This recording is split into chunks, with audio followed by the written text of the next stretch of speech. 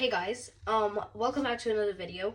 I'm really excited because this is the special edition for Easter, and today I'm making one of my favorite desserts. They are hot cross buns. Inside they usually have like mixed peel, raisins, other fruity things, and the cross. We love the cross. And then you also have the apricot jam glaze, which I will show you how we're going to use that later on. But we're going to start off with here. I'm going to use my freestanding mixer, and I'm going to start off with 500 grams of strong white bread flour. Sometimes in Ireland, especially, I think, like, could be wrong, but it's hard to find. Usually you can find it like in the Aldums packaging. It's quite expensive, actually, a couple, like, more than the average plain flour or self-raising. But yeah, I'm gonna add that into my bowl, and then we're gonna use yeast. So I'm gonna use active dry yeast over here. I have 10 grams. Now you can get this in shops like Lidl, Tesco, Aldi in Ireland. So yeah, I'm gonna pop that straight in. And then to start the sweetness off, we have 50 grams of caster sugar. And then we go on to our spices. So I'm using mixed spice. So mixed spice is nutmeg, cloves, and cinnamon, of course. Cinnamon is the best spice ever. I don't care what you say. It's the best spice ever. So I actually added a teaspoon more to my mixed spice. So we get more of that cinnamon. Okay, so those are my dry ingredients. Next, I'm going to go in with 1 egg,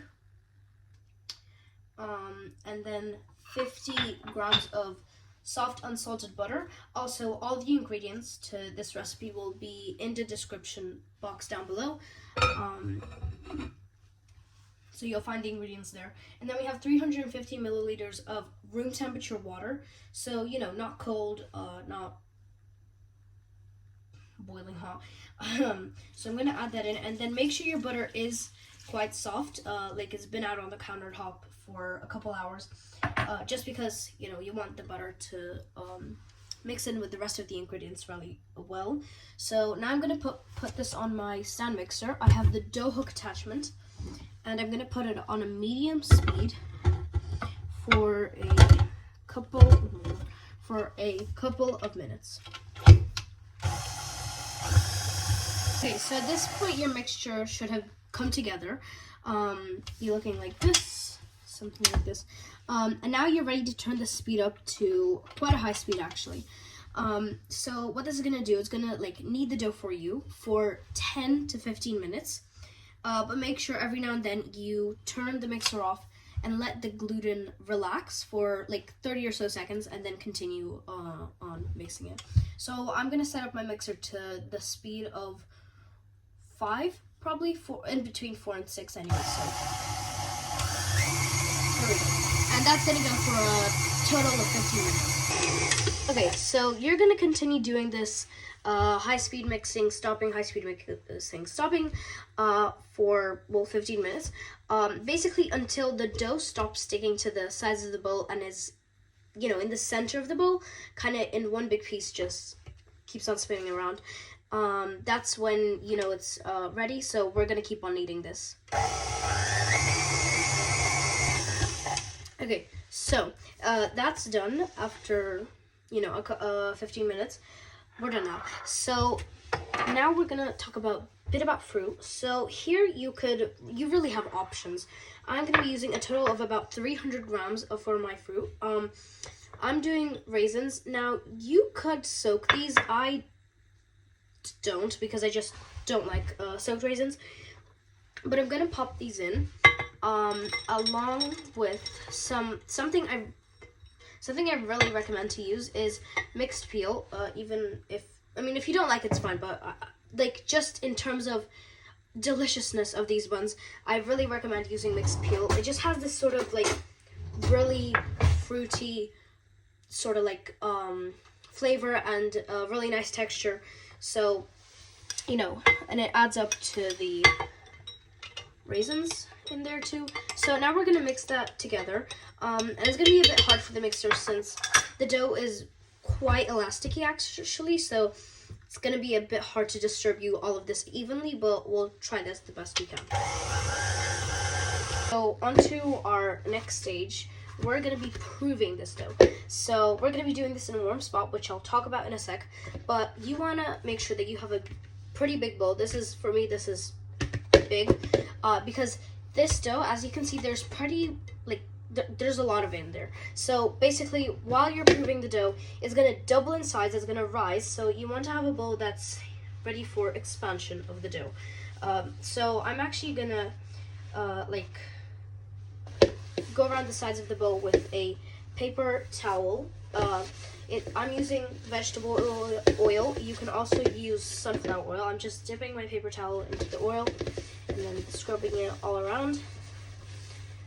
So now talking about the warm spot, and if you're in a warm country, I'm not, you could leave it out on the countertop, I don't know. But here in Ireland or England, I would either set it beside the oven. That's what I usually do with yeast doughs. Basically, I turn on the oven, I turn on fan assisted, about a temperature of 150 to 170 degrees.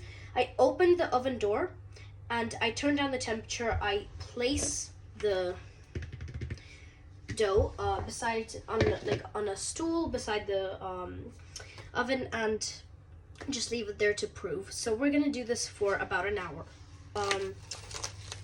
While I try to find the end of this sticking on. Okay, never mind. So yeah, an hour, and then we'll get back on to the next stage. So my dough is ready. It has doubled in size. It looks beautiful. I'm really excited to continue with this. So our next stage is called knocking back. Basically, there's a lot of scientific terms for all this. Basically, it's kind of strengthening the gluten, but it's doing a lot more things while we're going to be doing this. So I also have some more of my strong white bread flour here, which I'm going to use to just have it nearby you so you can hands, worktop. So I've dusted my workspace with flour. I will do so with my hands too. And now we have our dough here, so I'm going to get this out of the bowl. Now you will notice that it is sticky, and if you're not ready to get your hands sticky, I'm sorry, but this part is really sticky, so just beware. So okay, so basically what we're going to be doing here is sort of like kneading. We're going to be folding the dough in on itself, and so sort of like this. It's kind of like folding up paper into many different sides. So we go on my right, back, left, back, front, and we're just going to be continue to do this. Now, as you can see, some of the raisins and mixed peel might fall out, and that's completely fine. Just knock them back in. Since we do have a lot, it won't do any damage to lose a few. But yeah, that's just because we're kneading it so much. So I have finished the kneading, and I've taken the dough off and off my workspace, and I put it back into the bowl. I haven't greased it this time, it's fine. I just covered it with some cling film, and I'm gonna put it back in the cozy warm spot. I love the word cozy, don't you? It's so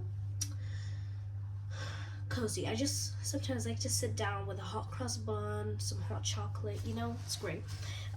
In a cozy spot. So we're gonna put this back in a cozy spot. Now I'm gonna warn you, there is 3 times when we have to proof this dough. So once the 30 minutes are up, not an hour, 30 minutes, this has to proof for the second time. So we're back, and as you can see, the dough has doubled once again. That is great. It's been about half an hour, 35 minutes. So now we're ready to actually roll our dough into buns. So I have my weighing scales here. I'm gonna set them over here, and you want to have a tray ready with greaseproof paper on. Hey guys, so here's my dough. I've put it onto my surface, and now we're ready to roll the buns. So how we're gonna do them is turning on my weighing scales, and I'm taking, just kind of ripping off some, and I'm placing it on my scales. I'm going for 90 grams, so that's 93. I mean, close enough, but I want them to be even. Okay, there we go, 90. So how we're gonna do is we're basically gonna like sort of roll it underneath, as in like trying to form this kind of shape, pulling it inwards, if that makes sense, like this. And then placing it, kind of rolling it around in some flour. Then again, continuing those same steps. So I'm gonna do this dough should make about 12 of hot cross buns. Okie dokie. So we have the buns, and they are closer and closer to being finished. So now we're gonna prove them once more, and that's gonna happen from between 20 to 45 minutes, depending on the temperature of your warm, cozy spot. So before we actually do that, I'm gonna so see how on these buns there are some like raisins that are kind of sticking out. So I'm gonna take those out and set them aside, just because you don't want burnt raisins. My buns just finished proving. As you can see, they have grown once again. So I'm gonna set them aside for a sec. And here I have made a bit of a solution. Basically, it is 75 grams of plain flour, 25 grams of vegetable oil, and 75 milliliters of like room temperature water. Basically, this is gonna create the liquid, like a white liquid, to go onto the buns to make the cross, because you need a cross on hot cross buns. Now, you could do something else, like you could do a completely different design, but the traditional way is doing a cross. So I'm just gonna mix these ingredients together. And if you don't have vegetable oil, you can use sunflower oil too. I've used it before and it worked just as well. So it's gonna be this sort of runny, but you know, it doesn't break apart really quickly. So just continue mixing, and now I'm gonna pop this into a piping bag. Okay, so I've made my DIY piping bag, and make sure if you're using this like I am, just close it at the top so it doesn't spill. Now the snip, we want to, like here, we want to snip off a bit because we want to make it very small, since this liquid is quite runny. So if you cut off a lot, it'll just go all like everywhere. So I'm gonna cut off a bit, and we're gonna do the buns like all at once. So I'm not gonna do one, then one, then one. I'm kind of gonna go like this and then like this. So across, so cutting it just a bit here, and we can start at the end. Don't rush if you want these to look good. I mean, first time I did these, I rushed quite a bit for some reason, probably because I was nervous. They still turned out delicious, just different. And then if there are any gaps, you can fill them in, you know. It's a normal part of life, filling in gaps. So as you can see, again, I'm doing them all in once, filling up the gaps because there are a lot. So that's the cross. I'm very proud of myself actually for doing the crosses this well this time. So you know, they're ready to go into the oven. So my oven is preheated at 190 degrees Celsius. That is also going to be in the description box below. And I'm going to put them in for 20 to 25 minutes. Check them at 20 so you don't overdo them. They just came out of the oven. They smell so fab. I want to like shove one in my face right now, but I can't because we're not done yet actually. So this is, okay, I can hold this. Really beautiful with the cross. Oh my god, obsessed. Now, one thing that's going to make this a million times better is apricot preserve or jam. You can get this in Tesco. I got this in Tesco. It's really good stuff. So since it's like cold, we have got to heat it up. So I'm going to put it into a saucepan and heat it up for a couple of minutes. And then I'm going to use this pastry brush. So I heated up my apricot jam, and as you can see, these hot cross buns are looking way more shiny now. So I really recommend using this. It adds a ton more flavor. That is that. The buns are done. They're glazed. They're slightly cold, and now they're ready to eat. So this is really exciting. I hope all of you have a good Easter and have, you know, some time to make these, because, I mean, you hope consider making them because they are certainly delicious. So I'm going to do a taste test now. So, you know, we always have to finish the video with that.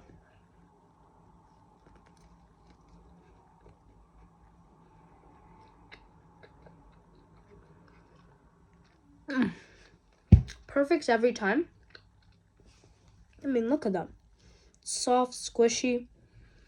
And that jam. Fab.